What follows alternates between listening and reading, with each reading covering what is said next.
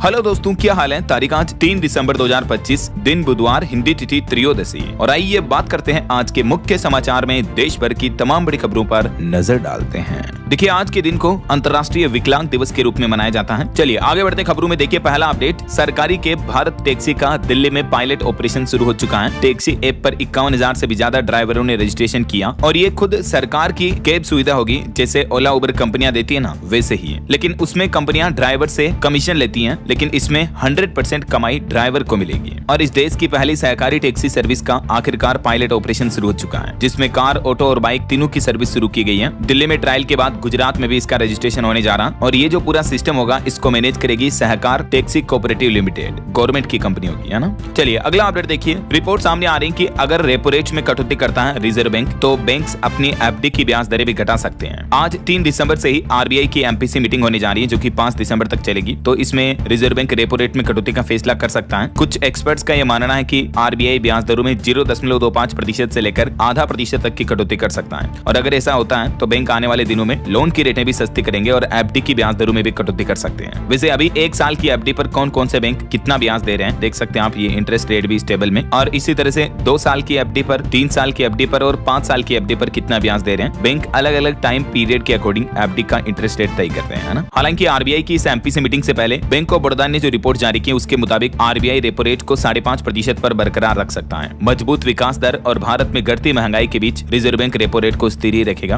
तो ये तो फिलहाल रिपोर्ट्स आ रही हैं। ऑफिशियल अपडेट तो 5 तारीख को पता चल जाएगा, जब एमपीसी मीटिंग के नतीजे आएंगे, तो है ना। फिलहाल देखिए अगली खबर, सोना चांदी के भाव पर खबर आ रही कि सोना 1207 रुपए गिर कर 1,28,000 रुपए प्रति 10 ग्राम चल रहा अभी। और चांदी भी 530 रुपए मामूली सस्ती होकर अभी 1,75,000 रुपए प्रति किलो चल रही है। बाकी अलग अलग कैरेट के हिसाब से ये सोने की कीमतें आप देख ही सकते हैं। हालांकि दोस्तों, चांदी को लेकर एक चौंकाने वाली रिपोर्ट तो ये सामने आ रही है कि आपको भले ही चांदी अभी महंगी लग रही है, लेकिन चांदी का भाव आगे और भी बढ़ सकता है। 2 लाख रुपए प्रति किलो तक भी चांदी का भाव जा सकता है। और मीडिया रिपोर्ट्स में तो ये भी दावा किया जा रहा है कि इस साल 2025 के अंत तक और 2026 की शुरुआत तक ही चांदी 2 लाख पर जा सकती है। इसके पीछे वजह यह है कि चांदी की मांग इलेक्ट्रिक वाहनों में बढ़ रही है और जो सोलर पैनल लगाए जाते हैं सौर ऊर्जा के लिए, उसमें भी चांदी का इस्तेमाल होता है। और चांदी की सप्लाई में कमी और निवेशकों की दिलचस्पी की वजह से भी चांदी के भाव बढ़ रहे हैं। तो हो सकता है महीने भर बाद चांदी आपको और ऊपर दिखे ऐसा। चलिए अगला अपडेट देखिए। सरकारी कर्मचारियों के डीए वगैरह को लेकर सरकार ने कहा कि डीए और डीआर को बेसिक पे में मर्ज नहीं किया जाएगा। वित्त मंत्रालय ने स्पष्टीकरण जारी किया। 8वां वेतन आयोग 1 जनवरी 2026 से ही लागू हो सकता है। तो मीडिया में कई इस तरह की अफवाहें चल रही थी, तो उस पर फाइनेंस मिनिस्ट्री की तरफ से ये ऑफिशियली बयान जारी किया गया है 8th पे कमीशन को लेकर, है ना। चलिए अगली खबर देखिए। सरकार ने एक बड़ा फैसला लिया। प्रधानमंत्री कार्यालय का नाम अब सेवा तीर्थ के नाम से जाना जाएगा और केंद्रीय सचिवालय को अब कर्तव्य भवन कहा जाएगा। वहीं देश भर के जितने भी राजभवन हैं, उन्हें अब लोक भवन के रूप में जाना जाएगा। पीएमओ का कहना है कि हम सत्ता से सेवा की ओर बढ़ रहे हैं और केंद्र सरकार ने पीएमओ कार्यालय समेत इन सभी चीजों के नाम परिवर्तित कर दिए हैं। चलिए बड़ी खबर देखिए। देश के रक्षा मंत्री राजनाथ सिंह ने कहा कि नेहरू जो है वो सरकारी पैसे से बाबरी मस्जिद बनाना चाहते थे, वो तो उन्हें सरदार पटेल ने ऐसा करने से रोक दिया। बीते दिन रक्षा मंत्री राजनाथ सिंह गुजरात के वडोदरा में सरदार पटेल की 150वीं जयंती के कार्यक्रम में शामिल हुए और उन्होंने कहा कि स्टैच्यू ऑफ यूनिटी से पटेल को सम्मान मिला। और इसी दरमियान अपने संबोधन में उन्होंने जवाहरलाल नेहरू को लेकर भी ये बड़ा दावा किया। कहा कि नेहरू सार्वजनिक धन से बाबरी मस्जिद बनवाना चाहते थे, लेकिन पटेल जी ने उन्हें ऐसा करने से रोका। एग्जैक्टली उन्होंने ये बयान दिया, देख सकते हैं आप। और वहीं देखिए हमारे भारतीय नौसेना प्रमुख बोले कि ऑपरेशन सिंदूर अब भी जारी है। अरब सागर में लगातार ऑपरेशन चल रहे हैं। पाकिस्तान को आर्थिक नुकसान भी हुआ ऑपरेशन सिंदूर से। देश के Indian navy chief admiral Dinesh के त्रिपाठी की तरफ से ये बयान दिया गया। और वहीं खबर देखिए, संसद के शीतकालीन सत्र में चुनाव सुधारों को लेकर भी लोकसभा में 9 दिसंबर को चर्चा होगी। सरकार ने एसआईआर पर बहस के लिए भी अड़े विपक्ष को मनाया और इससे एक दिन पहले 8 दिसंबर को वंदे मातरम मुद्दे पर भी चर्चा होगी सदन में। और खबर देखिए, सरकार का कहना है कि भारत और यूरोपीय यूनियन व्यापार समझौते के बाद ही इलेक्ट्रिक कार निर्माण योजना को गति मिलेगी। वहीं भारत के फॉरेक्स रिजर्व पर भी आरबीआई ने डेटा जारी किया। विदेशी मुद्रा भंडार में 10.9 अरब डॉलर की कमी हुई और देश का चालू खाता घाटा घटकर 1.3% पर आ गया। खुद रिजर्व बैंक की तरफ से ये जानकारी दी गई। वहीं भारतीय रुपये और अमेरिकी डॉलर पर भी खबर आ रही कि डॉलर के मुकाबले और कितना टूटेगा रुपया। अभी 1 डॉलर की कीमत 90 रुपए के करीब पहुंच चुकी है। रुपये की वैल्यू ने यह नया ऑल टाइम लो बनाया। और खबर देखिए दोस्तों, सरकार ने आंकड़े जारी किए। अटल पेंशन योजना ने 8.25 करोड़ से भी ज्यादा के नामांकन पार किए। महिलाओं की भागीदारी 48% रही है। एपीवाई को लेकर वित्त मंत्रालय ने सदन में ये रिपोर्ट जारी की। और वहीं सरकार का प्लान है जीएसटी फ्रॉड पर रोक लगाने की तैयारी कर रही है गवर्नमेंट। जीएसटीआर 3B फाइलिंग अगले वित्त वर्ष 2026 से पूरी तरह से ऑटोमेटिक होगा, यानी इस फॉर्म में सेल्स टैक्स डिटेल की मैनुअल एडिटिंग पर रोक लगाई जाएगी। मीडिया रिपोर्ट्स आ रही है सरकार टैक्स फ्रॉड पर रोक लगाने के लिए अगले साल 2026 से ही ये बड़ा बदलाव करने जा रही है ऐसा। और वहीं आपको पता होगा कल रूस के राष्ट्रपति व्लादिमीर पुतिन भी भारत दौरे पर आ रहे हैं। 4 और 5 दिसंबर को वो भारत दौरे पर रहेंगे। और पुतिन के भारत दौरे से पहले देखिए आप कुछ बड़े अपडेट। मॉस्को और नई दिल्ली भारत का निर्यात बढ़ाने के लिए काम कर रहे हैं। अमेरिकी टैरिफ पर भी रूस ने अमेरिका को 2 टूक जवाब दिया। और एक रूसी राजनयिक का भी कहना है कि भारत और रूस के बीच हमारा आपसी व्यापार 63 अरब डॉलर से बढ़ाकर 2030 तक 100 अरब डॉलर तक ले जाने का प्रयास करेंगे। दिमित्री पेस्कोव का यह कहना, जो कि एक रूसी राजनयिक है। और एक खबर आ रही है कि पुतिन की भारत यात्रा से पहले सबसे बड़ी डील की तैयारी भी की जा रही है। भारत से रक्षा समझौते को मंजूरी पर आज रूसी संसद भवन में भी मतदान होगा। यानी रूस के संसद सदन में भारत के साथ इस डिफेंस डील को लेकर आज वोटिंग होनी है। पुतिन के दौरे से पहले मंजूरी मिलेगी और इस डील के तहत एक दूसरे के सैन्य ठिकानों का इस्तेमाल कर सकेंगे भारत और रशिया। और वहीं पुतिन दौरे के दौरान भी कुछ बड़े समझौते हो सकते हैं, जैसे S-400 missile, Sukhoi 57 fighter jet, परमाणु ऊर्जा, आतंकवाद समेत कई एजेंडों पर बातचीत होगी, समझौते होंगे पुतिन के भारत दौरे पर। और देखिए न्यूज 18 के सवाल पर भी रूस ने पाकिस्तान को बड़ी चेतावनी दी और कहा कि अगर मुनीर ने कुछ गलत किया तो परिणाम भुगतना होगा। और वहीं देखिए खबर, रूस के राष्ट्रपति पुतिन बोले कि भारत पर हमसे तेल न खरीदने का दबाव बनाया जा रहा, अमेरिका ये प्रेशर बना रहा। तो पुतिन ने कहा कि पीएम मोदी से मैं ट्रेड बढ़ाने पर भी बातचीत करूंगा। और यूक्रेन युद्ध को लेकर भी यूरोपीय देशों पर बरसे पुतिन। भारत दौरे से पहले उन्होंने कहा कि पीएम मोदी के साथ रूस यूक्रेन युद्ध को लेकर भी वो महत्वपूर्ण बातचीत करेंगे। और वहीं इधर हमारे भारत में भी पुतिन के दौरे से पहले राजधानी दिल्ली में हाई अलर्ट घोषित कर दिया है। दिल्ली की सुरक्षा भी बढ़ाई गई, क्योंकि हाल ही में दिल्ली में जो ब्लास्ट की घटना हुई थी, तो उसके बाद अब सुरक्षा व्यवस्थाएं और भी ज्यादा मजबूत कर दी गई है। चलिए दोस्तों, अगली खबर देखिए, आम आदमी को एक और बड़ी राहत मिल सकती है। रिपोर्ट्स आ रही कि अभी तो और दिखेगा जीएसटी रेट कट का फायदा।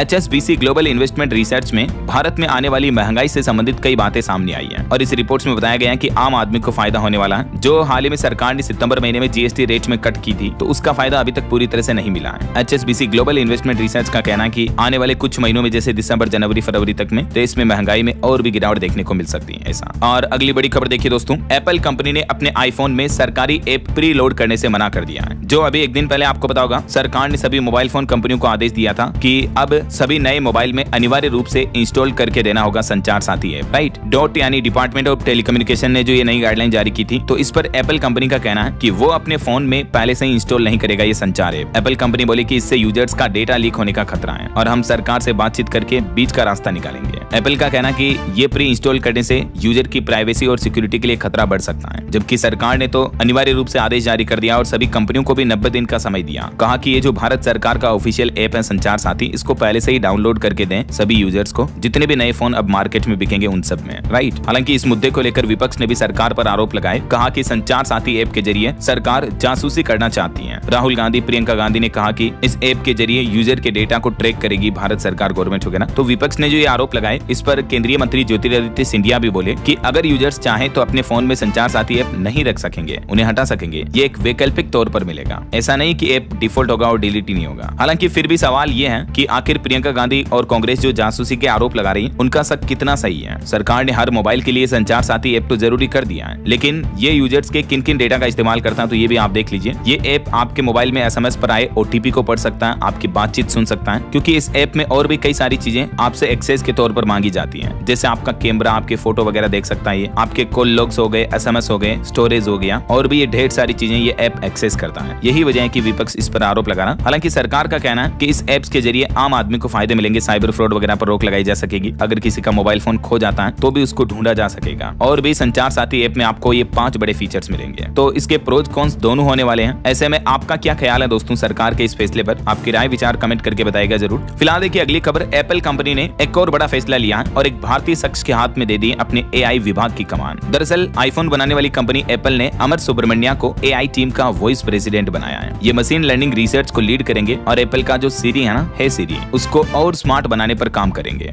चलिए अगली खबर देखिए, सरकार ने संसद में बताया पंजाब और हरियाणा में पराली जलाने के मामलों में 90% तक की कमी आई है। हालांकि बावजूद इसके दिल्ली NCR में तो वायु प्रदूषण का स्तर अभी भी खतरनाक बना हुआ है। पोल्यूशन पर भी एक बड़ी चौंकाने वाली रिपोर्ट आ रही है, मैं आपको आगे बताऊंगा। फिलहाल देखिए बड़ी खबर, एलन मस्क ने एक बड़ी चेतावनी दी। उन्होंने कहा कि साल 2030 से पहले दुनिया में एक बड़ा परमाणु युद्ध होगा और उनके इस सोशल मीडिया पोस्ट के बाद पूरे इंटरनेट पर सनसनी सी छा गई। खुद उन्होंने ट्विटर पर यह लिखा कि अगले 5 से 10 सालों में परमाणु युद्ध होने की संभावना बहुत तेज बनी हुई है। क्रोक AI ने भी बताया कि मस्क पहले भी ताइवान, यूक्रेन और यूरोप में संघर्ष की चेतावनी देते रहे हैं। और वहीं H1B वीजा मामले में भी भारतीय लोगों के समर्थन में उतरे एलन मस्क। उन्होंने अमेरिका को भी चेतावनी दी और कहा कि वीजा कार्यक्रम को बंद करना अमेरिका के लिए बेहद हानिकारक होगा, खास करके जब उनकी कंपनियों को भी कुशल विशेषज्ञ ढूंढने में मुश्किल हो रही है। चलिए अगली खबर देखिए, एक चौंकाने वाली रिपोर्ट सामने आ रही है कि NSE की 52% कंपनियों में 10% से भी कम महिला कर्मचारी हैं। दावा किया जा रहा है कि वर्कफोर्स में महिला कर्मचारियों की भागीदारी की रफ्तार काफी धीमी है। जो नेशनल स्टॉक एक्सचेंज पर लिस्टेड जितनी भी कंपनियां ना, उनमें 10% से भी ज्यादा कम फीमेल वर्कर्स हैं। और ये रिपोर्ट्स वाकई में आज भी हमारे देश में जेंडर असमानता को दर्शाती है। और वहीं खबर देखिए, राजस्थान में लागू हुए नए ई पंजीयन के नियम, दस्तावेज रजिस्ट्रेशन अब पूरी तरह से डिजिटल होने जा रहा। राजस्थान सरकार की तरफ से इन पंजीयन को पारदर्शी बनाने के लिए ये नए नियम लागू किए हैं। अब ई पंजीयन पोर्टल पर ई फाइलिंग, ई मैसेजिंग, ई वेरिफिकेशन और ई सर्च जैसी सुविधाएं उपलब्ध होगी। अधिकांश प्रक्रियाएं ऑनलाइन होगी, जिससे भीड़ और भ्रष्टाचार दोनों में कमी आएगी। चलिए अगली बड़ी खबर देखिए, सीआईडी इंटेलिजेंस ने बड़ी कार्रवाई की और भारतीय सेना की गोपनीय सूचनाएं भेजने वाले एक पाकिस्तानी एजेंट को गिरफ्तार किया। पंजाब का रहने वाला ये आरोपी। वहीं देखिए, पीएम मोदी से मिले राजस्थान के मुख्यमंत्री भजनलाल शर्मा भी जयपुर में होने वाले प्रवासी राजस्थानी सम्मेलन का निमंत्रण भी दिया। इस वर्ष यह सम्मेलन पहली बार आयोजित किया जाएगा। और अगली बड़ी खबर देखिए, सरकारी कर्मचारियों को बड़ा झटका लगने जा रहा। अब यूनिफाइड पेंशन स्कीम यानी यूपीएस का विकल्प बंद हो चुका है। तो कर्मचारी जो अब एनपीएस में है और अगर बाहर निकलना चाहते हैं तो अभी उनके पास फिलहाल कोई ऑप्शन नहीं है, क्योंकि मीडिया रिपोर्ट्स के मुताबिक सरकार ने यूपीएस में स्विच करने के लिए डेडलाइन बढ़ाने का कोई फैसला नहीं लिया है। इसकी अंतिम तारीख 30 नवंबर थी और अब ये समय सीमा खत्म हो चुकी है। चलिए खबर देखिए, अब 7 समंदर पार भी आप कर सकेंगे डिजिटल पेमेंट यूपीआई के जरिए। आरबीआई यानी भारतीय रिजर्व बैंक ने पेश किया एक नया सिस्टम। दरअसल रिजर्व पे ने हाल ही में आरबीआई से नया क्रॉस बॉर्डर पेमेंट लाइसेंस हासिल कर लिया है, जो कि ग्लोबल लेवल पर पैसे भेजने और लेने के लिए काफी भरोसेमंद प्लेटफॉर्म बनेगा। अब 130 से भी ज्यादा करेंसी में आप पेमेंट कर पाएंगे और इससे हमारे देश में छोटे बिजनेस के लिए फॉरेन ट्रेड करना और भी आसान होगा ना। और खबर देखिए, ब्रह्मोस बनाने वाली टीम के इंजीनियर निशांत अग्रवाल को कोर्ट ने बरी कर दिया। इन पर आईएसआई के लिए जासूसी करने का आरोप था। 1 साल पहले उम्र कैद की सजा भी सुनाई थी, लेकिन फिलहाल बॉम्बे हाईकोर्ट ने इन्हें आरोपों से बरी कर दिया है। और खबर देखिए, 200 साल बाद 19 साल के महेश ने रचा इतिहास। उत्तर प्रदेश काशी में 2000 मंत्रों का दंड क्रम पारायण पूरा किया। वेद मूर्ति बनने वाले देश के दूसरे व्यक्ति बने हैं ये। मात्र 19 साल की उम्र में देवव्रत महेश रेखे ने ये इतिहास रच दिया है। और खबर देखिए दोस्तों, बीते दिन एक बड़ी घटना हो गई। चेन्नई मेट्रो में तकनीकी खराबी के चलते ये मेट्रो टनल में ही फंस गई। कोच में भी 10 मिनट तक तकरीबन अंधेरा रहा। यात्री 500 मीटर पैदल चलकर बाहर निकले। हालांकि गनीमत रही कि किसी तरह की कोई जनहानि नहीं हुई। और वहीं खबर है, उत्तराखंड के नैनीताल में बन भूलपुरा अतिक्रमण मामले पर सुप्रीम कोर्ट में सुनवाई टली और अभी सुप्रीम कोर्ट ने 10 दिसंबर अगली तारीख तय की है। इस मामले को लेकर उत्तराखंड के हल्द्वानी में हाई अलर्ट जारी किया। 400 जवान सुरक्षा के लिए भी तैनात किया गया है। यहाँ रेलवे भूमि अतिक्रमण मामले को लेकर सुप्रीम कोर्ट में सुनवाई होनी है ना। और सुप्रीम कोर्ट ने कर्नाटक के पूर्व मुख्यमंत्री येदियुरप्पा के खिलाफ भी पोक्सो मामले में ट्रायल पर रोक लगाई। वहीं किसान आंदोलन पर बड़ी खबर आ रही है। पंजाब में किसानों ने रेल रोकने का ऐलान किया है। 19 जिलों में 26 जगहों पर पटरियों पर बैठेंगे किसान भाई लोग। 5 तारीख को 2 घंटे तक प्रदर्शन करेंगे। हाईवे नहीं रोकेंगे, इस बार रेलवे रोकेंगे। शंभू खनौरी बॉर्डर पर आंदोलन करने वाले किसान मजदूर मोर्चा केएमएम ने 5 दिसंबर को पंजाब में कई जगहों पर रेलवे ट्रैक जाम करने का ऐलान कर दिया है। केएमएम के संयोजक का कहना है कि पूरे प्रदेश में 26 जगहों पर ट्रेनें रोकी जाएगी और ये प्रदर्शन दोपहर 1 बजे से लेकर 3 बजे तक 2 घंटे तक किया जाएगा। किसानों की मांग है एमएसपी गारंटी कानून समेत जो अन्य किसान भाई लोगों की मांगे हैं उनको पूरा करे पंजाब और केंद्र सरकार। ऐसा ये पंजाब के 19 जिलों में 26 जगहों पर इन जगहों पर रेलवे ट्रैक जाम करेंगे किसान भाई लोग, है ना। किसानों की तरफ से ये लिस्ट भी जारी की गई। और इससे पहले आपको पता होगा मध्य प्रदेश राज्य में भी किसानों ने आंदोलन किया था, लेकिन एमपी में तो 15 घंटे बाद किसानों का आंदोलन स्थगित हो पाया। एमपी के धार कलेक्टर ने मुख्यमंत्री और पीएम तक किसानों की मांगे पहुंचाने का आश्वासन दिया, तब जाकर किसान भाई लोग माने। चलिए खबर आ रही है, उत्तराखंड के देहरादून में आईएमए में 13 दिसंबर को पासिंग आउट परेड होगी। 5 तारीख को एसएससी विंग की ग्रेजुएशन सेरेमनी होगी और इस दौरान देश को मिलेंगे कई युवा सैन्य अफसर भी। 13 तारीख को होने वाली इस परेड की तैयारियां भी तेज हो गई हैं। और वहीं अगली बड़ी अच्छी खबर देखिए, भारत की एक नई उपलब्धि, 800 किलोमीटर प्रति घंटा की रफ्तार पर भी अब फाइटर जेट के पायलटों की सुरक्षा पक्की हुई। डीआरडीओ ने यह नया कारनामा कर दिखाया है। जी हाँ, चंडीगढ़ में डीआरडीओ को यह बड़ी उपलब्धि मिली। फाइटर एस्केप सिस्टम का सफल परीक्षण कर लिया है। और जैसा कि आप नाम से ही समझ पा रहे होंगे, फाइटर एस्केप सिस्टम मतलब 800 किलोमीटर प्रति घंटा की रफ्तार से भी हवा में जब फाइटर जेट उड़ रहा होगा उस दरमियान भी पायलट की जान आसानी से बच सकेगी। यानी हादसे के दौरान पायलट खुद को फाइटर जेट से एग्जिट कर पाएंगे, एस्केप कर पाएंगे। और सबसे अच्छी बात यह कि ये पायलट को बचाने वाली स्वदेशी एस्केप सिस्टम की टेस्टिंग की गई, मेड इन इंडिया तकनीक है। इस तरह से क्रैशिंग के दौरान पायलट जो है वो फाइटर जेट से एग्जिट कर जाएगा ना। हाल ही में आपको बताओगा हमारे भारत का तेजस विमान दुबई एयर शो के दौरान क्रैश हो गया था। चलिए अगली खबर आ रही है, हरियाणा में जो इस नंबर की गाड़ी वाली नंबर प्लेट की बोली लगी थी 1 करोड़ 17 लाख में, तो वो नीलामी अब दोबारा होगी, क्योंकि जिस शख्स ने ये नीलामी लगाई थी उसने रकम नहीं चुकाई, तो ये नीलामी कैंसिल हो चुकी है। और वहीं खबर देखिए दोस्तों, जैसे आजकल एसआईआर के दौरान बीएलओ का कार्य प्रेशर देखने को मिल रहा है, वैसे ही देखिए भारतीय रेलवे के लोको पायलट और सहायक लोको पायलटों का भी कहना है कि 48 घंटे तक भूखे रहकर भी ट्रेन चला रहे हैं देश के कई लोको पायलट। और अब उन्होंने देश भर में आंदोलन की भी चेतावनी दी। उन्होंने कहा कि लंबे ड्यूटी आवर्स और लगातार मानसिक दबाव में हम रेलगाड़ियां चलाते हैं। पायलटों ने अपनी कुल 10 सूत्री मांगों को लेकर ये 48 घंटे की हंगर फास्ट यानी भूख हड़ताल की चेतावनी दी है। ऑल इंडिया लोको रनिंग स्टाफ एसोसिएशन की तरफ से 4 दिसंबर तक देश भर में बिना भोजन के ड्यूटी करेंगे 1 लाख से भी ज्यादा लोको रनिंग स्टाफ। और ऐसे में लोको पायलट के संगठन की क्या 10 प्रमुख मांगे हैं, जिनकी लिस्ट भी आप देख सकते हैं। तो जरूर दोस्तों ऐसे कर्मचारियों की मांगों को सरकार को मानना चाहिए, इन पर विचार करना चाहिए, राइट। जैसे आजकल आपको पता होगा जो चुनाव आयोग की तरफ से SIR अभियान चलाया जा रहा है, तो इसमें भी कई BLO वर्किंग प्रेशर में आकर अपनी जान गंवा रहे हैं। देखिए उत्तर प्रदेश के बरेली में एक और टीचर की जान चली गई। SIR के काम में इनकी ड्यूटी लगी थी, ब्रेन हेमरेज की वजह से मौत हुई और परिजनों ने इनके लिए भी आरोप लगाया काम के दबाव का। वैसे SIR मुद्दे को लेकर सुप्रीम कोर्ट में भी सुनवाई हुई और सुप्रीम कोर्ट में चुनाव आयोग बोला कि बंगाल व तमिलनाडु में मतदाताओं के नाम काटने के आरोप राजनीति से प्रेरित हैं। हालांकि सुप्रीम कोर्ट ने भी कहा कि केरल राज्य में भी SIR की डेडलाइन को बढ़ाने पर सोचे इलेक्शन कमीशन। राज्य में 9 दिसंबर और 11 दिसंबर को स्थानीय निकाय चुनाव भी होने हैं और 13 तारीख को रिजल्ट आएंगे, तो कर्मचारी व्यस्त रहेंगे। ये वजह कि सुप्रीम कोर्ट ने केरल में स्पेशली SIR की डेट बढ़ाने की बात कही है चुनाव आयोग को। हालांकि इस SIR मुद्दे पर अब अगली सुनवाई कल 4 दिसंबर को वापस होगी। और इस बीच देश भर में कई जगहों पर SIR और BLO के वर्किंग प्रेशर को लेकर विरोध भी देखने को मिल रहे हैं। BLO ने भी प्रदर्शन किया SIR के विरोध में पश्चिम बंगाल में भी। उत्तर प्रदेश में असिस्टेंट BLO की सोते मौत हो गई। देश भर में अब तक 29 BLO की जान चली गई है। यही वजह है कि चुनाव आयोग के खिलाफ ये SIR का लगातार विरोध देखने को मिल रहा है। और दोस्तों इस SIR अभियान के दौरान एक BLO की अनोखी दास्तां देखिए। हाथ की अंगुलियां न होने के बावजूद भी बंगाल की इस महिला BLO ने SIR का 99% काम पूरा कर लिया है। सोनाली इनका नाम है और इनकी हिम्मत और हौसले को वाकई में सैल्यूट। एक और ये राजस्थान के जयपुर का मामला देखिए। SIR पूरा होने पर BLO के साथ नाचे SDM और तहसीलदार भी, डीजे बजाया, सभी को डिनर पर बुलाया और अवार्ड भी दिया क्योंकि इनका SIR टारगेट पूरा हो चुका है। जयपुर के चोमू से ये वीडियो सामने आ रहा है। और पॉलिटिक्स से एक और खबर आ रही कर्नाटक की राजनीति से देखिए। सिद्धारमैया बोले कि जब हाई कमान कहेगा DK शिवकुमार मुख्यमंत्री होंगे, हमारे बीच कोई मतभेद नहीं है। दोनों ने 4 दिन में दूसरी बार साथ में ब्रेकफास्ट भी किया। और राजधानी दिल्ली में भी MCD के 12 वार्ड में हुए उपचुनाव के नतीजे आज घोषित कर दिए जाएंगे। देश की राष्ट्रपति द्रौपदी मुर्मू भी आज बुधवार से 2 दिन की केरल राज्य की यात्रा पर जाएंगी। वहीं दोस्तों दिल्ली दंगे मामले में भी उमर, शर्जील और गुलफिशा की जमानत याचिकाओं पर सुप्रीम कोर्ट में आज सुनवाई भी होगी। और वैसे दिल्ली धमाकों की जांच से जुड़े कुछ और अपडेट देखें दोस्तों। आतंकी उमर के साथी आमिर की NIA हिरासत 7 दिन और बढ़ाई गई। 16 नवंबर को गिरफ्तारी हुई थी। और इस बीच अब दिल्ली को और भी ज्यादा सुरक्षित कर दिया। हाईटेक हुई दिल्ली के लाल किला की सिक्योरिटी भी है। नई टेक्नोलॉजी से लेस 120 CCTV कैमरे और लगाए गए और अब पार्किंग में वाहनों पर भी पैनी नजर रहेगी।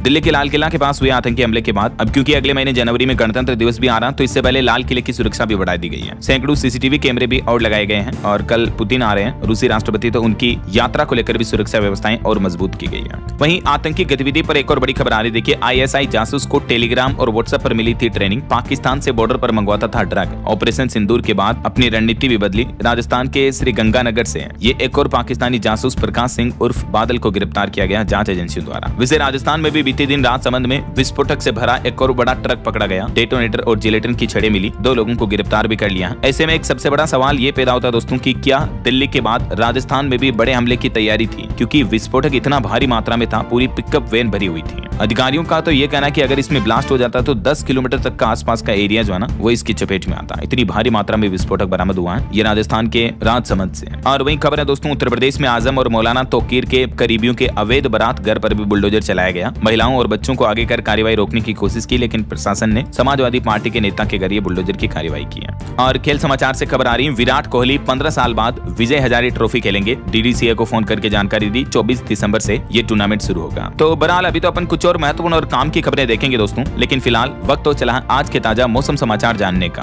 और हाँ, एक छोटी सी रिक्वेस्ट आपसे ये है कि अगर आप DLS न्यूज चैनल से अभी तक भी जुड़े नहीं हो तो जुड़ जाइए। चैनल को सब्सक्राइब करके बेल आइकन जरूर दबा दीजिएगा और इस वीडियो पर एक लाइक और शेयर भी कर देना, ताकि आपको रोजाना की ताजा खबरें, महत्वपूर्ण मुख्य समाचार, काम के न्यूज अपडेट सबसे पहले आपके मोबाइल पर मिलते रहेंगे। ओके, और चलिए बिना टाइम वेस्ट किए सीधा आगे बढ़ते हैं मौसम अपडेट में। तो देखिए दोस्तों, उत्तर भारत में कड़ाके की ठंड की चेतावनी है। दक्षिण भारत में तूफान दित्वा का कहर देखने को मिलेगा। दिल्ली से लेकर उत्तर प्रदेश तक कैसा रहेगा आज का मौसम? तो दक्षिण भारत के राज्यों जैसे तमिलनाडु, आंध्र प्रदेश में चक्रवात दित्वा ने कोहराम मचाया। 4 लोगों की मौत हो गई तमिलनाडु में। तो हालांकि अब तो तट के आसपास ये तूफान कमजोर हो चुका है, लेकिन फिर भी राज्य में भारी बारिश का दौर जारी है और बारिश से जुड़ी घटनाओं में ही 4 लोगों की मौत हुई है। भारी बारिश के बीच तमिलनाडु में स्कूल कॉलेज भी बंद रहे। IMD ने और भी कई इलाकों में अलर्ट जारी कर रखा है। और इधर मौसम विभाग की तरफ से सर्दी को लेकर भी एक बड़ी भविष्यवाणी की, जिसमें बताया कि इस बार सर्दी और भी कड़क पड़ेगी। सामान्य से भी कम रहेगा तापमान। शीतलहर के दिन भी बढ़ेंगे देखिए मौसम विभाग ने चेतावनी दी है कि इस बार ठंड के सीजन में ठंड और भी तेज देखने को मिलेगी। और अभी देखिए उत्तर प्रदेश, राजस्थान समेत देश के 6 राज्यों में तो अगले 10 दिन तक शीतलहर का भी अलर्ट जारी हो चुका है। यानी अब दिसंबर की शुरुआत के साथ ही ठंड और बढ़ने वाली है। मध्य प्रदेश के भी 6 जिलों में तापमान 10 डिग्री से नीचे पहुंचा। तमिलनाडु, पुडुचेरी में तेज बारिश भी हुई। कुछ अलग अलग राज्यों के मौसम की स्थितियां देखिए आप। एमपी में 5-6 दिसंबर से पड़ेगी कड़ाके की ठंड। पहाड़ों में बर्फबारी की वजह से सर्द हवाएं भी आएंगी। तापमान 3 डिग्री तक गिरने के आसार हैं। इधर राजस्थान में भी अगले 3 दिन शीतलहर की चेतावनी जारी हुई। तापमान में गिरावट का दौर जारी रहेगा। सीकर समेत कुछ जिलों में घना कोहरा छाया हुआ है। भिवाड़ी में तो इमरजेंसी जैसे हालात बन रहे हैं। और पहाड़ी राज्य उत्तराखंड में देखिए पाला गिरा। 2 महीने से सूखी ठंड पड़ रही है। चारधाम में तापमान -12 डिग्री सेंटीग्रेड से भी नीचे पहुंचा। हिमाचल प्रदेश के भी शिमला और ताबू में सीजन की सबसे ठंडी रात रही बीती रात। 24 शहरों में 10 डिग्री से नीचे गिरा तापमान। 5 और 7 दिसंबर को हिमाचल में बारिश और बर्फबारी के भी आसार बने रहेंगे। वहीं बिहार में भी समस्तीपुर समेत 8 शहरों में कोहरा छाने की चेतावनी। बेगूसराय में बादल भी छाए रहे। दिसंबर के दूसरे सप्ताह में बिहार में भी ठंड बढ़ने वाली है। लो विजिबिलिटी के कारण 11 फ्लाइट्स भी लेट रही। हरियाणा में भी नारनौल सबसे ठंडा इलाका रहा। तापमान 5.5 डिग्री के लगभग चल रहा। 7 जिलों में शीतलहर का येलो अलर्ट जारी हुआ। और वहीं मौसम विभाग का कहना कि तूफान दितवा तो कमजोर पड़ चुका है, लेकिन छत्तीसगढ़ में भी अब ठंड बढ़ेगी। 2 दिन बाद और गिरेगा तापमान। कुछ जगहों पर छत्तीसगढ़ में हल्की बारिश के भी आसार रहेंगे दक्षिणी जिलों में। हालांकि चक्रवात दितवा के चलते चेन्नई में मूसलाधार बारिश देखने को मिली। स्कूल कॉलेज बंद रहे। कई सारी फ्लाइट की उड़ानें भी रद्द की गई। बाकी और भी दोस्तों अगले 24 घंटों के दौरान देश भर में मौसम की संभावित गतिविधियां क्या रह सकती हैं, जिसकी जानकारी आप देख सकते हैं स्क्रीन पर। दक्षिणी भारत के कुछ राज्यों में बारिश वगैरह की चेतावनी है। ओके, और चलिए दोस्तों मौसम के बाद अब अपन आगे बढ़ते हैं। कुछ मार्केट अपडेट्स पर नजर डाल लेते हैं। देखिए बीते दिन भारतीय शेयर बाजार में बड़ी गिरावट देखने को मिली। सेंसेक्स 503 अंक गिरकर 85,138 पर बंद हुआ। निफ्टी भी 143 अंक लूटका। मीडिया, बैंकिंग, रियल्टी शेयर्स में ज्यादा बिकवाली देखने को मिली। वहीं खबर है स्विगी बेचने जा रही है 10,000 करोड़ के शेयर। अगले सप्ताह इंस्टीट्यूशनल इन्वेस्टर्स को शेयर बेचेगी कंपनी। और वहीं देखिए शेयर बाजार से नाराज हुआ आम आदमी। बीते 2 महीने में 25,000 करोड़ से ज्यादा की निकासी देखने को मिली है। भारतीय स्टॉक मार्केट से आम निवेशकों ने बिकवाली करना शुरू कर दिया है। वहीं बीते दिन सरकार ने जो बैंक ऑफ महाराष्ट्र में इश्यू निकाला OFS, उसमें निवेशकों की होड़ देखने को मिली। 400% तक सब्सक्राइब हो चुका है। और आज 3 दिसंबर को आम निवेशक भी इसमें बोली लगा पाएंगे। और निवेशकों के लिए एक और अपडेट है। विद्या बायर्स का IPO भी आज 3 दिसंबर को खुलेगा। और ई-कॉमर्स कंपनी मीशो का भी IPO आज 3 तारीख को खुलेगा। चलिए कुछ अंतर्राष्ट्रीय खबरों पर भी नजर डाल लेते हैं। देखिए आप, पाकिस्तान के लिए भारत ने इंसानियत के नाते एयर स्पेस खोला, जिसके जरिए पाकिस्तान ने श्रीलंका में मदद पहुंचाई। जम्मू पहलगाम हमले के समय इसको बंद कर दिया था, आपको पता होगा। तो पाकिस्तान ने भारत के इस एयर स्पेस खोलने के मुद्दे पर भी झूठ बोला और कहा कि भारत ने खोला नहीं, जबकि भारत के विदेश मंत्रालय का कहना है कि 4 घंटे के अंदर अंदर ये मंजूरी दी गई। पाकिस्तान फर्जी दावे करना बंद करो। और पाकिस्तान की नापाक हरकत तो देखिए जरा। पाकिस्तान ने जो श्रीलंका में राहत सामग्री पहुंचाई वो भी एक्सपायर्ड थी। उसकी तारीख भी एक्सपायर्ड खाने पीने की चीजों की, जो सामग्री श्रीलंका के बाढ़ पीड़ितों के लिए पहुंचाई गई। पाकिस्तान द्वारा भेजे गए ये फूड पैकेट की तस्वीरें भी सोशल मीडिया पर वायरल हो रही है, जिस पर एक्सपायरी डेट अक्टूबर 2024 लिखी हुई है। देखिए जरा। और पाकिस्तान से एक रिपोर्ट सामने आ रही है कि 200% तक बढ़े पाकिस्तान में एड्स के मामले भी। बीते 1 साल में 48,000 नए केस देखने को मिले हैं। और वहीं खबर देखिए, रूसी राष्ट्रपति व्लादिमीर पुतिन बोले कि अगर यूरोप युद्ध चाहता है तो रूस भी तैयार है। हम पूरी ताकत से जवाब देंगे। उनकी ऐसी हार होगी कि कोई नहीं बचेगा। वहीं देखिए कनाडा में भी खालिस्तान समर्थकों ने भारत विरोधी नारे लगाए। पीएम मोदी रक्षा मंत्री राजनाथ सिंह के पुतले बनाकर लिखा कि हिंदू टेररिस्ट। हाथों में इनके पाकिस्तानी झंडे भी थे। और मौत की अफवाहों के बीच पाकिस्तान के पूर्व पीएम इमरान खान से मिली उनकी बहन। कहा कि उन्हें जेल में मेंटल टॉर्चर किया जा रहा और इसके लिए आर्मी चीफ मुनीर जिम्मेदार है। तो ये कुछ अंतर्राष्ट्रीय माहौल चल रहा है। चलिए आगे बढ़ते हैं खबरों में। देखिए बीते दिन भी एक बस अग्निकांड की बड़ी घटना हो गई दोस्तों। उत्तर प्रदेश के बलरामपुर में एक ट्रक की टक्कर से बस में आग लग गई और हादसे में 3 लोगों की जिंदा जलकर मौत हो गई। सब इतनी बुरी तरीके से जल गए कि इनकी पहचान भी नहीं हो सकी। बाकी के यात्रियों को शीशा तोड़कर बाहर निकाला गया। यात्री कूद गए। 24 लोग और झुलस भी गए। यूपी के बलरामपुर में ये बड़ी बस अग्निकांड की घटना देखने को मिली। आपको पता होगा इस साल कई बसों में आग लगने की घटनाएं देखने को मिली है। इस साल तो क्या बीते महीने भर के अंदर अंदर ही, राइट, जो कि बड़ी चिंता की बात है। और वहीं दोस्तों देश की राजधानी दिल्ली में प्रदूषण पर भी एक रिपोर्ट आ रही है कि दिल्ली की आबो हवा में घुट रहा है दम। बेहद खराब श्रेणी में चल रही है हवा। 16 निगरानी केंद्रों में वायु की गुणवत्ता काफी गंभीर है। और इस प्रदूषण से लोगों की सेहत को कितना नुकसान पहुंच रहा है। देखिए साइलेंट किलर की तरह है ये वायु प्रदूषण, जो कि हमारे शरीर में ब्रेन, हार्ट, लंग्स सभी अंगों के लिए काफी खतरनाक होती है ये जहरीली हवा। वैसे बीता दिन जो था 2 दिसंबर का, इस दिन हर साल नेशनल पोल्यूशन कंट्रोल डे के रूप में भी मनाया जाता है। और इस मौके पर देखिए आप ये AQI के अलग अलग आंकड़ों का मतलब क्या होता है। राजधानी में जो AQI 200-300 से ऊपर चलता है, जो कि स्वास्थ्य के लिए बहुत ही खतरनाक है, इमरजेंसी जैसी स्थितियां बनी हुई हैं। दिल्ली में जो लोग रहते हैं ना, वो सिर्फ सांस लेते हैं, इससे भी उनको इतना नुकसान हो रहा है कि रोजाना मानो 14 सिगरेट पी रहे हो, इतना उनके फेफड़ों को नुकसान हो रहा है। वैज्ञानिकों की नई रिपोर्ट में चौंकाने वाला खुलासा सामने आ रहा है। चलिए अगली खबर देखिए दोस्तों। पार्लियामेंट में राज्यसभा में उठा आंगनबाड़ी रसोई आधुनिकीकरण का मुद्दा और वायु प्रदूषण पर भी चिंता जताई गई। और खबर है आधार कार्ड का नया मोबाइल ऐप इसी महीने लॉन्च किया जाएगा उदय की तरफ से, और प्री लॉन्चिंग में अब तक इसके 18 लाख से ज्यादा डाउनलोड भी हो चुके हैं। और वहीं दोस्तों एक चौंकाने वाली रिपोर्ट आ रही है कि एआई यानी आर्टिफिशियल इंटेलिजेंस की वजह से दुनिया में असमानता बढ़ सकती है, समाज में महाविभाजन लौटने का खतरा दिख रहा है। यूएन की तरफ से ये रिपोर्ट जारी की गई कि अगर सही नीतियां नहीं बनाई गई तो एआई दुनिया को जोड़ने के बजाय अमीर और गरीब देशों के बीच की खाई को और बढ़ा देगा। आर्टिफिशियल इंटेलिजेंस के ये साइड इफेक्ट्स देखने को मिल सकते हैं भविष्य में, ऐसा यूएन का कहना है। और वहीं खबर देखिए, भारत के चीनी उत्पादन में 43% तक का उछाल आया। अब आईएसएमए ने एमएसपी व इथेनॉल मूल्य बढ़ाने की भी मांग की है। वहीं भारत के भगोड़े आर्थिक अपराधी विजय माल्या ने आरोप लगाया और सरकार द्वारा जारी आंकड़ों पर सवाल उठाए। उन्होंने कहा कि रिटायर्ड जज करें सरकार और बैंकों के दावों की जांच। और मुस्लिम महिलाओं के तलाक को लेकर देखिए, सुप्रीम कोर्ट ने टिप्पणी की, कहा कि तलाकशुदा मुस्लिम महिलाओं की गरिमा सर्वोपरि है, तलाक के बाद भी महिलाओं के अधिकार खत्म नहीं होते हैं। और सरकार की तरफ से कुछ आंकड़े जारी किए गए। देखिए यूएपीए के तहत बीते 5 साल में 10,440 लोगों को गिरफ्तार किया गया। अकेले 2023 साल में ही 2900 लोग गिरफ्तार हुए और 118 लोगों को सजा भी हुई है। यूएपीए यानी आतंकवाद रोधी कानून के तहत इतने लोगों को गिरफ्तार किया है। और खबर है दोस्तों, संसद के लोकसभा में 8 दिसंबर को वंदे मातरम पर भी चर्चा होगी। पीएम मोदी इसकी शुरुआत करेंगे। वंदे मातरम के 150 साल पूरे होने के मौके पर संसद में 10 घंटे का विशेष सत्र इसके लिए आयोजित किया जाएगा। और फिर उसके अगले दिन 9 दिसंबर को चुनाव सुधारों पर भी चर्चा होगी संसद में। और वहीं देखिए बड़ी खबर दोस्तों, कफ सिरप से बच्चों की मौत के कांड के बाद अब केंद्र सरकार ने बढ़ाई सख्ती। देश भर की 700 से भी ज्यादा फार्मास्यूटिकल कंपनियों का गहन ऑडिट कर रही है अभी सरकार, और ये जानकारी भी राज्यसभा में लिखित में दी है सरकार ने। और हिमाचल प्रदेश में देखिए, नेता विपक्ष जयराम ठाकुर बोले कि पीएम मोदी की 1500 करोड़ देने की घोषणा पत्थर की लकीर है। प्रधानमंत्री ने राहत पैकेज के रूप में ये घोषणा की है।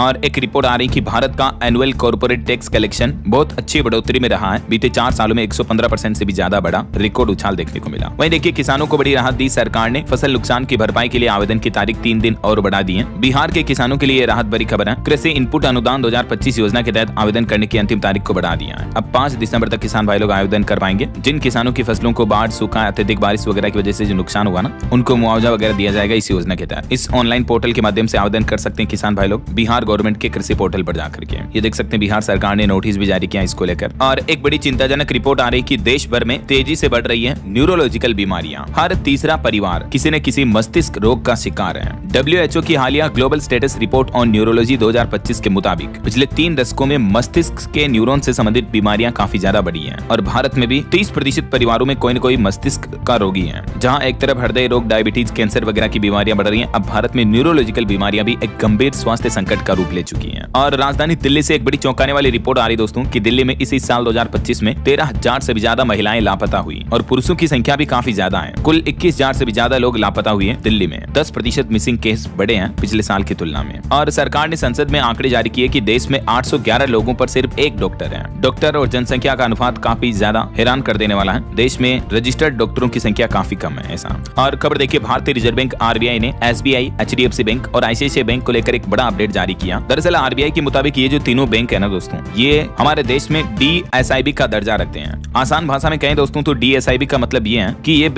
बैंक सीधे सीधे देश की इकोनॉमी से जुड़े हैं। यानी इन बैंकों के डूबने से हमारे देश की अर्थव्यवस्था हिल जाएगी और इनका डूबना सरकार भी सहन नहीं कर सकती है। ये वजह कि इन्हें DSIB, जिसका फुल फॉर्म है डोमेस्टिक सिस्टमेटिक इम्पोर्टेंट बैंक, इसकी श्रेणी में दर्जा दे रखा RBI ने इन बैंकों को। अगर ये बैंक मुश्किल में पड़े तो पूरा देश का बैंकिंग सिस्टम हिल जाएगा, पूरे देश की इकोनॉमी पर बेड इफेक्ट पड़ेगा। इसलिए सरकार भी मुश्किल घड़ी में ऐसे बैंकों को सपोर्ट करती है।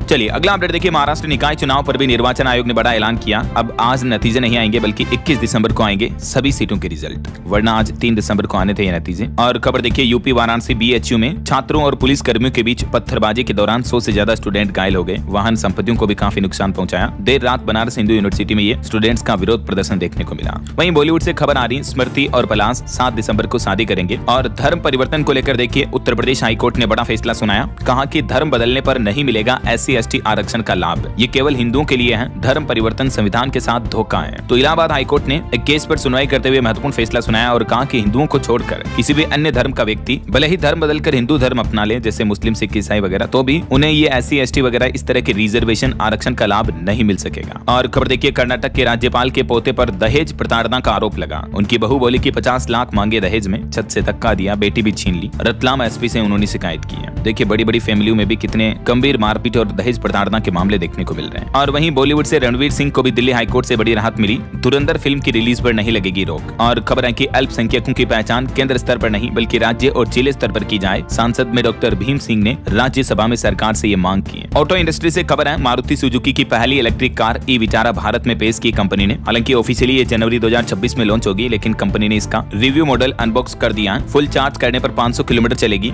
360 डिग्री कैमरा और ऑल व्हील ड्राइव ऑप्शन जैसे कई एडवांस फीचर्स भी मिलेंगे, है ना। और आपकी हेल्थ को लेकर एक चौंकाने वाली रिपोर्ट आ रही। देखिए, आपकी रोज 2.5 घंटे की एक्सरसाइज करने से 30% तक घट जाता है मौत का खतरा। लेकिन प्रदूषण जैसे हालातों में एक्सरसाइज के भी आधे फायदे ही मिलते हैं। लंदन की प्रतिष्ठित संस्था यूनिवर्सिटी कॉलेज लंदन UCL के वैज्ञानिकों ने ये चौंकाने वाला निष्कर्ष निकाला है कि रेगुलर एक्सरसाइज के बेनिफिट्स आधे ही रह जाते हैं अगर हम पोल्यूटेड एरिया में जहरीली हवा के संपर्क में लगातार रहते हैं तो। और खबर देखिए, सरकारी बैंकों में FDI लिमिट बढ़ाने के प्रस्ताव पर भी बड़ा अपडेट आया। वित्त राज्य मंत्री ने संसद में जवाब दिया और कहा कि सरकार फिलहाल 20% से बढ़ाकर FDI सीमा को 49% करने के किसी भी प्रस्ताव पर विचार नहीं कर रही है। FDI यानी फॉरेन डायरेक्ट इन्वेस्टमेंट, जो प्रत्यक्ष विदेशी निवेश है ना, वो सरकारी बैंकों में इतना नहीं बढ़ाया जाएगा, ये सरकार का कहना है। और देखिए खबर, हरियाणा में बच्चों की सुरक्षा के साथ खिलवाड़ किया जा रहा। प्राइवेट स्कूलों की हर 5वीं बस अनफिट पाई गई। 5000 से भी ज्यादा बसों के चालान काटे गए। जो स्कूलों में बच्चों को लाने ले जाने वाली बसें जो है वो सुरक्षा मानकों पर खरा नहीं उतर पा रही हैं। फिटनेस, GPS, अग्निशामक यंत्र जैसी कई कमियां मिली हैं बसों में।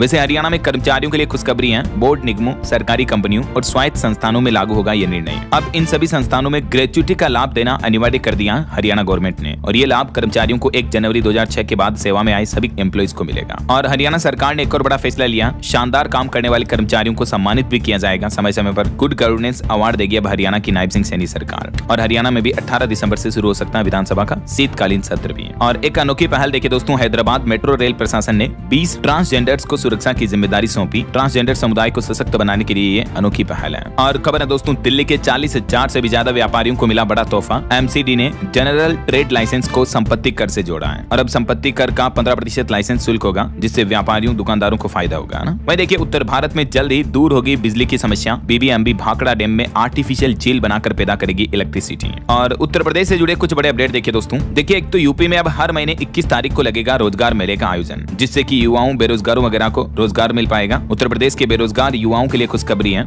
लखनऊ के अलावा भी इन 4 जिलों में रोजगार मेला लगने जा रहा, कानपुर, वाराणसी, प्रयागराज और गोरखपुर में भी। और वहीं उत्तर प्रदेश में जेल के नियमों में भी एक बड़ा बदलाव किया गया। अब जातियों के आधार पर नहीं होगा जेल में काम का बंटवारा, जाति का कॉलम ही हटा दिया जाएगा। सुप्रीम कोर्ट के आदेश के बाद यूपी के जेल में नियमों में ये संशोधन किया जा रहा। और उत्तर प्रदेश में राज्य सरकार के कर्मचारियों के लिए भी एक नया फरमान जारी हुआ। 31 जनवरी 2026 तक अगर ये काम नहीं किया तो कर्मचारियों का प्रमोशन कैंसिल कर दिया जाएगा। दरअसल यूपी की योगी सरकार ने आदेश जारी करते हुए कहा कि 31 जनवरी तक सभी उत्तर प्रदेश के अफसरों और कर्मचारियों को अपनी संपत्ति का ब्यौरा देना होगा। यूपी के मुख्य सचिव बोले कि नहीं देने वालों का प्रमोशन रुकेगा और एक्शन भी लिया जाएगा। जो उत्तर प्रदेश सरकार ने मानव संपदा पोर्टल बना रखा, उस पर 31 जनवरी तक ये डिटेल सबमिट करनी होगी यूपी के सभी कर्मचारियों को। सभी अफसरों को कड़े निर्देश दिए गए। चल अचल जितनी भी संपत्ति है सभी को अनाउंस करना होगा। इसके अलावा देखिए दोस्तों, उत्तर प्रदेश में टाउनशिप बसाने के नियमों में भी बदलाव किया गया है और अयोध्या में बनेगा विश्व स्तरीय संग्रहालय भी। दरअसल यूपी के CM योगी आदित्यनाथ की कैबिनेट बैठक हुई और उसमें कुछ और बड़े अहम फैसले लिए गए। यूपी अयोध्या में अब 52 एकड़ में बनेगा विश्व स्तरीय मंदिर संग्रहालय, टेम्पल म्यूजियम बनाया जाएगा, जहां आप देश भर के मंदिरों का कलेक्शन देख पाओगे।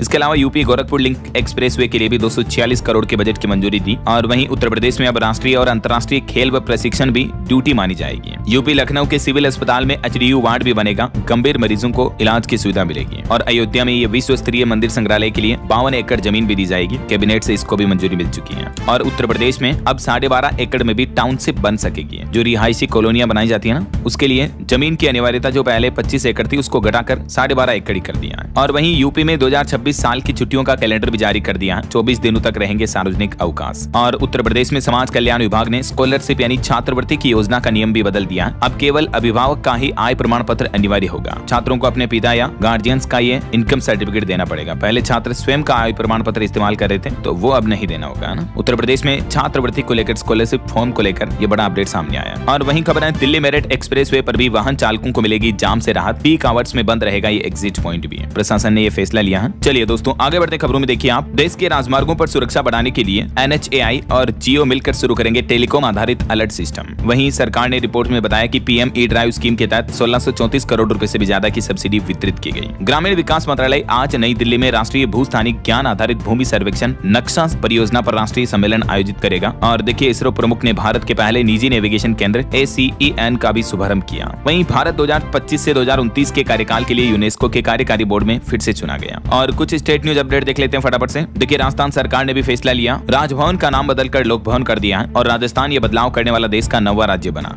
और केंद्र सरकार ने कहा कि राजस्थान की ERCP राष्ट्रीय परियोजना में शामिल नहीं है। इसके जरिए राजस्थान के 17 जिलों को पानी मिलेगा। वहीं देश भर में 1 लाख हनुमान चालीसा केंद्र खोलेंगे तोगड़िया। राजस्थान में अंतर्राष्ट्रीय हिंदू परिषद के अध्यक्ष ने यह बड़ी घोषणा की है। और मध्य प्रदेश में देखिए, अनुपूरक बजट में सबसे अधिक बजट PM आवास का है। मोहन यादव सरकार ने बजट को लेकर आंकड़े जारी किए। और छत्तीसगढ़ में राशन कार्ड की EKYC करवाने की अंतिम तारीख 8 दिसंबर है। उत्तर प्रदेश में एडवोकेट प्रोटेक्शन एक्ट लागू करने की भी मांग की है वकीलों ने। प्रयागराज बार काउंसिल पर वकीलों का प्रदर्शन भी देखने को मिला। और खबर आ रही कि झारखंड में बिजली महंगी हो सकती है, 60% बढ़ोतरी का प्रस्ताव रखा है। चलिए कुछ एजुकेशनल अपडेट्स देखिए। झारखंड में 8वीं, 9वीं और 11वीं की परीक्षाओं में बड़ा बदलाव किया गया। 2026 से नया परीक्षा पैटर्न लागू होगा, जिसके तहत ये परीक्षाएं भी अब मैट्रिक और इंटर के जैसे ही आयोजित की जाएगी। परीक्षाओं का संचालन अब JEC नहीं बल्कि झारखंड शैक्षिक अनुसंधान एवं प्रशिक्षण परिषद द्वारा किया जाएगा। और बिहार में देखिए, सरकारी स्कूलों में भी बच्चों की अब ऑनलाइन हाजिरी लगेगी। टैबलेट के जरिए फेस की पहचान होगी। उत्तराखंड में पेपर लीक मामले में बॉबी पवार से भी पूछताछ की गई। सभी भर्ती घोटालों की CBI जांच की भी मांग की जा रही है। और युवाओं के लिए सरकारी नौकरी पर बड़ा अपडेट आ रहा है दोस्तों। SSC GD कांस्टेबल के 25,487 पदों पर भर्ती निकली है। 10वीं पास स्टूडेंट्स को भी मौका है। 1 दिसंबर से इसमें आवेदन शुरू हो चुके हैं ऑलरेडी। 31 दिसंबर लास्ट डेट रहेगी, तब तक आप अप्लाई कर सकते हैं। और CBSE ने भी स्कूलों को कुछ नए निर्देश भेजे हैं। बोर्ड परीक्षा से पहले इनका पालन करना भी जरूरी है। एग्जाम में मार्क्स अपलोड और प्रैक्टिकल परीक्षा को लेकर CBSE की तरफ से गाइडलाइन जारी की गई है। ओके, और चलिए दोस्तों, अंत में आज के राशिफल पर नजर डाल लेते हैं। देखिए, सिंह राशि वालों का अगर पैसा फंसा हुआ तो आज मिल सकता है। तुला राशि वालों को प्रॉपर्टी की डील में भी फायदा होगा। बाकी और भी कुछ अलग अलग राशियों का राशिफल आप देख सकते हैं स्क्रीन पर। और हाँ दोस्तों, आप मुझे कमेंट करके बताइए कि आप कौन से राज्य में रहते हैं और कौन से राज्य से वीडियो देख रहे हैं। कमेंट में लिखिए, ताकि मैं आपके राज्य सरकार की सरकारी योजनाओं की जानकारी भी आपके मोबाइल तक पहुंचा दूंगा। बाकी इस वीडियो को लाइक और शेयर करना, DLS न्यूज चैनल को सब्सक्राइब करके बेल आइकन जरूर दबा देना, रोजाना ऐसी इन्फॉर्मेटिव जानकारियां, महत्वपूर्ण समाचार देखते रहने के लिए। ओके, ख्याल रखिएगा अपने आप का, अपने परिवार का। मिलेंगे अगले नेक्स्ट अपडेट में, तब तक के लिए जय हिंद, जय भारत, वंदे मातरम।